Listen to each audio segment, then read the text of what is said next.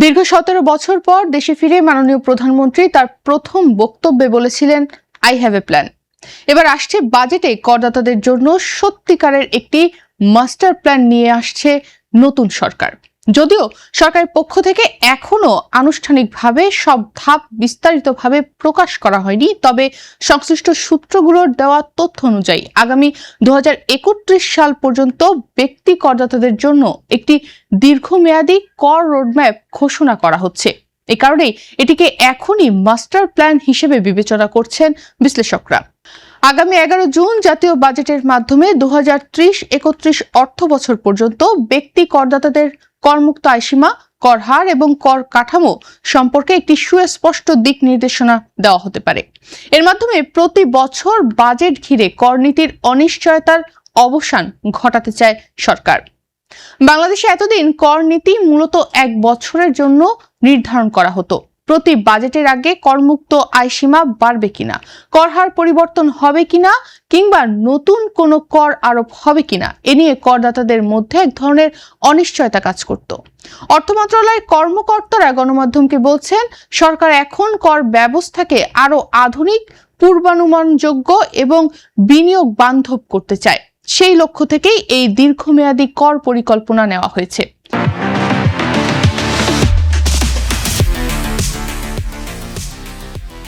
বিভিন্ন গণমাধ্যম সূত্রে জানা গেছে, প্রধানমন্ত্রী তারেক রহমান গত 14 মে সচিবালয়ে এক উচ্চ পর্যায়ের বৈঠকে এই পরিকল্পনার নীতিগত অনুমোদন দিয়েছেন এবং অর্থমন্ত্রী আমির খসরু মাহমুদ চৌধুরী তার প্রথম বাজেটে এই রোডম্যাপ উপস্থাপন করতে পারেন। নতুন পরিকল্পনা অনুযায়ী বর্তমানে একজন ব্যক্তি বছরে 3,50,000 টাকা পর্যন্ত আয় করলে আয়কর দিতে হয় না। এই করমুক্ত আয়সীমা ধাপে ধাপে বাড়িয়ে 2030-31 অর্থ বছরে 4,50,000 টাকায় উন্নীত করার প্রস্তাব রয়েছে। 2027-28 অর্থ বছরে এটি 3,75,000 টাকা, 2028-29 অর্থ বছরে 4 লাখ টাকা, আর 2029-30 অর্থ বছরে পুনরায় 4 লাখ টাকা এবং 2030-31 অর্থ বছরে 4,50,000 টাকায় উন্নীত হবে বলে প্রস্তাবিত কাঠামোতে বলা হচ্ছে। অর্থাৎ আগামী 5 বছরে করমুক্ত আয়ের সীমা প্রায় 1 লাখ টাকা বাড়ানোর পরিকল্পনা নেওয়া হয়েছে। সরকারের ভাষ্য অনুযায়ী মূল্যস্ফীতির চাপ বিবেচনায় রেখে সাধারণ করদাতাদের কিছুটা স্বস্তি দেওয়ার লক্ষ্যেই এই উদ্যোগ। এই পরিকল্পনাকে করদাতাদের জন্য একটি গুরুত্বপূর্ণ নীতিগত পরিবর্তন হিসেবে দেখা হচ্ছে। এর মাধ্যমে চাকরিজীবী, ব্যবসায়ী, পেশাজীবী এবং বিনিয়োগকারীরা আগাম জানতে পারবেন ভবিষ্যতে তাদের কর কাঠামো কিভাবে পরিবর্তিত হবে। ফলে ব্যক্তিগত আর্থিক পরিকল্পনা, সঞ্চয়, বিনিয়োগ এবং ব্যয় ব্যবস্থাপনা আরো সহজ হবে বলে মনে করছেন সংশ্লিষ্টরা। বিশেষ করে নিম্ন ও নিম্ন মধ্যম আয়ের করদাতারা এতে তুলনামূলকভাবে বেশি উপকৃত হবেন, কারণ তাদের করযোগ্য আয় করমুক্ত সীমার কাছাকাছি থাকে। তবে অর্থনীতিবিদদের একাংশ মনে করছেন, এই পরিবর্তন বাস্তব মূল্যস্ফীতির তুলনায় যথেষ্ট নয়। দেশে দীর্ঘদিন ধরে মূল্যস্ফীতি প্রায় 9% কাছাকাছি অবস্থান করছে এবং খাদ্য, বাসা ভাড়া, চিকিৎসা ও শিক্ষার ব্যয় উল্লেখযোগ্যভাবে বেড়েছে। বাংলাদেশ পরিসংখ্যান ব্যুরোর তথ্য অনুযায়ী 2026 সালের এপ্রিল মাসে মূল্যস্ফীতি ছিল 9.04%।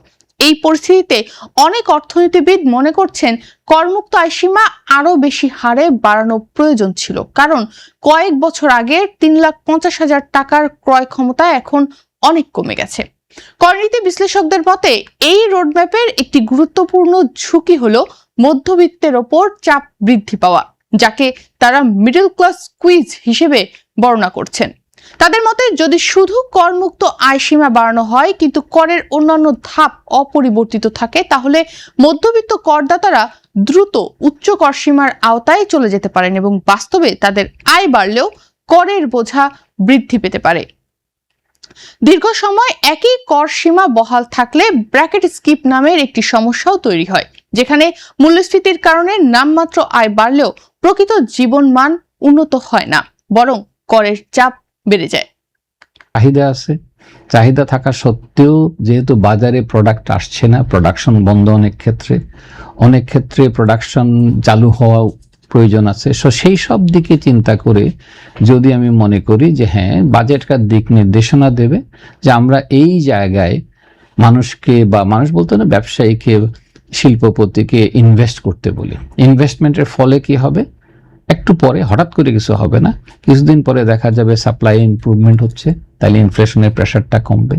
দ্বিতীয় জিনিস যেটা হবে, এমপ্লয়মেন্ট বাড়বে, তাহলে মানুষের কর্মক্ষেত্রে যখন কর্মসংস্থান হবে তখন ইকোনমিতে পজিটিভ চেঞ্জ আসবে। সো আমি পজিটিভ চেঞ্জটা তৈরি করার সূত্রপাতটা বাজেট থেকে আশা করি এবং সেটা সেভাবে চিন্তা করো। কিন্তু আমাদের এক্সপেকটেশন যেটা আমরা সবাই বলি সেটা হচ্ছে বসে আছে 12 তারিখে দেখাবো কয়টা পণ্যের দাম বাড়লো আর কয়টা পণ্যের দাম কমলো। সরকারের জন্য এই পরিকল্পনা বাস্তবায়ন সহজ নয়। একদিকে করদাতাদের স্বস্তি দিতে হবে, অন্যদিকে রাজস্ব আদায় বাড়াতে হবে। কারণ বাংলাদেশের কর জিডিপি অনুপাত এখনো তুলনামূলকভাবে কম। আন্তর্জাতিক মুদ্রা তহবিল অর্থাৎ IMF ও বিশ্বব্যাংক দীর্ঘদিন ধরে রাজস্ব আহরণ বাড়ানোর উপর গুরুত্ব দিয়ে আসছে। ফলে সরকারকে করদাতাদের স্বার্থ এবং রাজস্ব আহরণের প্রয়োজন, এই দুইয়ের মধ্যে একটি ভারসাম্য বজায় রাখতে হচ্ছে। বিশেষজ্ঞদের মতে এই দীর্ঘমেয়াদী কর রোডম্যাপ জাতীয় রাজস্ব বোর্ড অর্থাৎ NBR চলমান সংস্কার প্রক্রিয়ার সঙ্গেও সম্পর্কিত। করনীতি প্রণয়ন ও কর প্রশাসন পৃথক করার উদ্যোগের মাধ্যমে ভবিষ্যতে কর ব্যবস্থাকে আরো পূর্বানুমানযোগ্য ও প্রযুক্তি নির্ভর করা সম্ভব হবে বলেও মনে করছেন তারা। সব মিলিয়ে 2031 সাল পর্যন্ত করমুক্ত আয়সীমা ও কর কাঠামোর এই মাস্টার প্ল্যান বাংলাদেশের কর ব্যবস্থায় একটি গুরুত্বপূর্ণ নীতিগত পরিবর্তনের ইঙ্গিত দিচ্ছে। এটি করদাতাদের জন্য যেমন স্বচ্ছতা ও দীর্ঘমেয়াদী পরিকল্পনার সুযোগ তৈরি করবে, তেমনি বিনিয়োগ ও অর্থনৈতিক কর্মকাণ্ডেও ইতিবাচক প্রভাব ফেলতে পারে। তবে এর প্রকৃত সফলতা নির্ভর করবে মূল্যস্ফীতির নিয়ন্ত্রণ, আয় বৃদ্ধি, কর্মসংস্থান পরিস্থিতি এবং ভবিষ্যতে কর কাঠামো কতটা বাস্তবসম্মতভাবে সমন্বয় করা হয় তার উপর।